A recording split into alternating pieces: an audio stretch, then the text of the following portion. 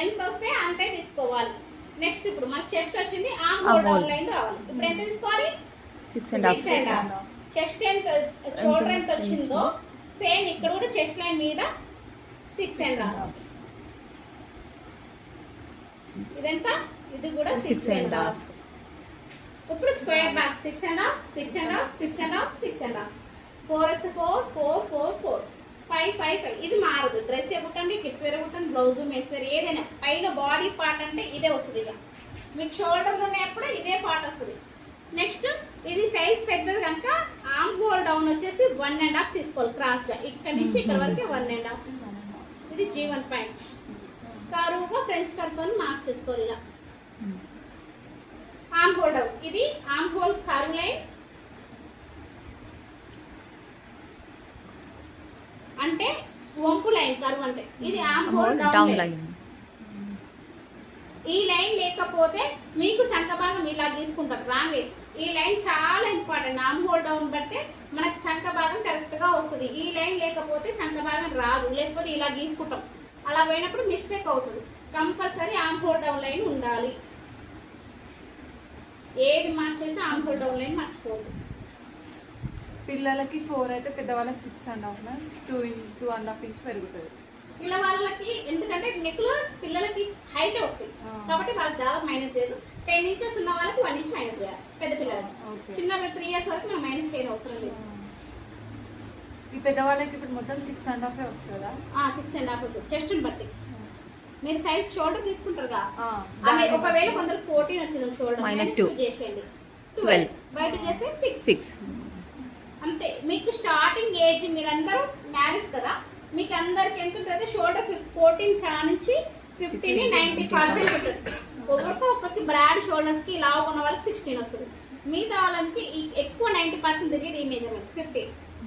మిగతా తక్కువ బక్కగా ఉన్న వాళ్ళకి చెస్ట్ 30 or 32 ఉన్న వాళ్ళకి మాత్రం 14.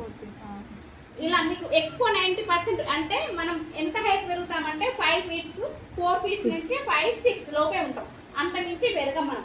కాబట్టి మన బాడీ ఉమెన్స్కి వచ్చేసి షోల్డర్ వచ్చేసి 15, మనకి లెగ్ హిమ్ విడ్త్ వచ్చేసి 12, షోల్డర్ టు వెస్ట్ 14, హిప్ వచ్చేసి 20. అలా కొన్ని పర్టికులర్ మెజర్మెంట్స్ ఉంటాయి బాడీస్ని బట్టి. అబ్జర్వ్ మనం 36 సైజ్ అంటే ఓకే ఇలా కింద ఉంటుంది, ఇలా కింద ఉంటుంది అని తెలిసిపోతుంది. ఒక్క మెజర్మెంట్ నుంచి మిగతా మెజర్మెంట్స్ అన్ని చేయొచ్చు అన్నట్టు. సో ఇప్పుడు మనకి 15 వచ్చింది కనుక ఒకవేళ షోల్డర్ మీరు తీసుకోండి, మెజర్మెంట్స్ ఎలా తీయాలో చూపిస్తాను. దాంట్లో మీరు చూసి మీకు ఎంత షోల్డర్ వస్తే మైనస్ చేసుకోవాలి. ఇప్పుడు 38 -2 వాళ్ళకి ఎంత చూడండి. షోల్డర్ వాళ్ళు లావుగా ఉన్నారా, షోల్డర్ మీకు షోల్డర్ గొలుచుకుంటారు కదా, కంపల్సరీ షోల్డర్ ఎలా తీయాలి మనం చెప్పాను కదా, ఆ ప్రకారం తీసి దాంట్లో నుంచి మైనస్ చేయాలి కంపల్సరీ. ఎందుకంటే నెక్స్ట్ డీప్ పెట్టుకుంటాం 6.5, 7 కాబట్టి మైనస్ చేయాలి. నెక్కులకి షోల్డర్కి చాలా సంబంధం ఉంటుంది, గుర్తుపెట్టుకోండి. నెక్స్ట్ ఇప్పుడు మనకి లూజ్ కావాలి. చెస్ట్ ఎంత ఉంది? 36. బై 4 చేయండి. చేయండి 4 భాగాలు చేయండి, ఈజీ అవుతుంది. లేదా 4 టేబుల్ వచ్చా? అలా చేస్తే మీకు అర్థమైంది. మీకు చేస్తుంటే ప్రాక్టీస్ కూడా అవుతుంది. Plus 1 inch loose, 1 inch female మొత్తం ఎంత? 11 ఇంచెస్. ఎఫ్ నుంచి 11 ఇంచెస్ దూరంలో ఒక పాయింట్. నెక్స్ట్ మనకి చెస్ట్ వచ్చింది. వేస్ట్ కావాలి. వేస్ట్ కావాలంటే షోల్డర్ టు వేస్ట్. వేస్ట్ అనేది ఎక్కడ మార్క్ చేసుకోవాలి కదా, తెలవాలి కదా మనకి. కాబట్టి ఏం చేస్తాం? షోల్డర్ టు వేస్ట్ అనే ఒక మెజర్మెంట్ తీసుకున్నాం నడుము దగ్గర.